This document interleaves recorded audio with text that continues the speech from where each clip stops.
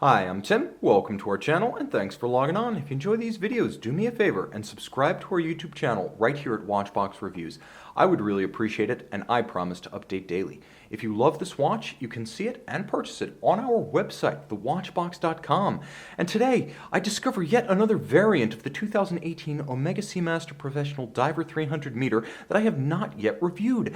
It's based on a version we've seen, albeit on the full bracelet redesigned for this model year. For 2018, the Diver 300 meter is 25 years old, and 25 years young, it gets refreshed with a larger case. No longer 41, now 42 millimeters in diameter, 13.7 millimeters thick, so still one of the thinner Omega Seamaster options, slimmer than any Planet Ocean, certainly, as well as most of the 300 meters. You'll also appreciate the fact that the watch is 50 millimeters lug-to-lug, and by the way, when I talk about the 300 meter, I mean the vintage-inspired 300 meter. The timepiece does not feature solid end links, it features pivoted end links, a critical change over the precedent model because it features the ability to pull the bracelet straight down, so the lug-to-lug dimension side to side is the dimension. There's no solid end link, so no flare. 20 millimeters remains the lug spacing, so if you do have aftermarket straps that you collected for your original SMP Diver 300, you can actually use it for this watch too. And the bracelet has seen considerable upgrades, so you're probably just going to want to stick with it. It's more squared off along its profile than the original, which was more rounded over its side and more of a hybrid dress sports bracelet. This one's more overtly sporting, but it maintains the same essential design with staggered links, staggered sizes, and differential polish and satin finish.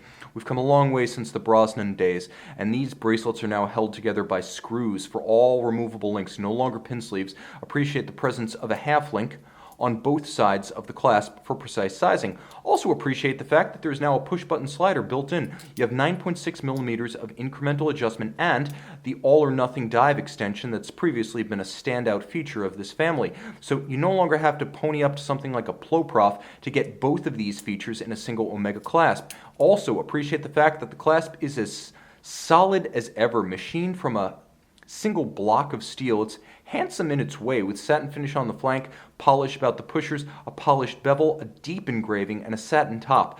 Very solid. This is the clasp family back in the 90s that originally considered to be the ones that ran Rolex so hard they reevaluated their clasp design. And you know what? It's maintaining its position at the head of the pack in 2018. The case is familiar to most Omega sports watch fans. You have the satin flanks, the sheer guards, as this is an SMP, and then you have the polished bevels that flare. We've seen this on everything from Speedmasters to Seamasters. It's not really the news. The reprofiled helium escape valve is, you can see it now has a conical profile that makes it look a little bit like a silver Reese's peanut butter cup. The big news is that you can now open it while you start your ascent, so you can actually open it underwater now. So if you feel you might need to release helium pressure from inside your watch, you can actually use the feature underwater. You no longer have to make the call at the surface. The bezel detent is better than it was. It's more positive, the ratchet is louder, it's more of a pleasure to use. However, the knurling remains as shallow as ever. This has always been the one weakness of this watch as a pure dive instrument, but it also helps the watch as a dress watch as it eases the slide of a cuff over the flank. Note that the ceramic bezel returns, or the ceramic bezel insert I should say, but what was once lacquer is now a fill of cold enamel, so more resilient than the prior lacquer. Luminescent pearl, you can line it up with the larger reprofiled Bond-style skeleton hands made famous by Brosnan, and they are broader now with more luminescent material. Line up the pearl, you have an impromptu 0 to 60 minute timer, and I actually prefer dive bezels to chronographs at this point. They're just easier to read. The dial base is now ceramic. This particular variant features a chrome plate that creates that gray metallic tinge. All of the indices are applique, and they're matched with a blue coating that is keyed to the hands at center. You can see that this is a ceramic dial with laser-etched waves. The waves went away in this series from 2012 to 2017. They were a hallmark of the original 90s design. They are back for 2018. And the ceramic dial gives you many of the advantages of enamel in terms of longevity without the vulnerabilities and expense. Monotone date disc with a blue-on silver print. It's a handsomely integrated piece that now sits at 6 o'clock rather than 3. And of course, on the case back, for the first time in a straight rotating bezel Diver 300 meter dive watch, rather than one of the custom editions or complications, you have a full display case back. Manufacturer caliber 8800.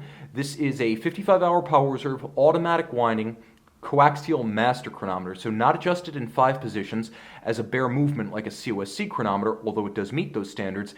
It's adjusted in 6 positions as a fully cased up watch, so what you wear on your wrist is the master chronometer, not just a bare movement. The movement has stop seconds, it has a quick set date, it has a full balance bridge, and a free sprung index for shock resistance. It has an SI-14 silicon hairspring for anti-magnetism. It has a 25,200 vibration per hour beat rate and 35 joules, all of which is far less important than the coaxial escapement, which is the single greatest chronometric advancement that Omega has made since the introduction of chronometer-certified Omega watches. It's a tri-level system that uses tangential contact, designed by the late great George Daniels, independent maestro of English watchmaking. It allows the watch to reach its exceptional 55-hour power reserve while keeping better time over the long term. All of this 300 meters water resistant with a screw-down crown. You can see the latest gen of the Seamaster Diver 300 meter and make it yours on the Watchbox. Omega Seamaster Diver 300 meter.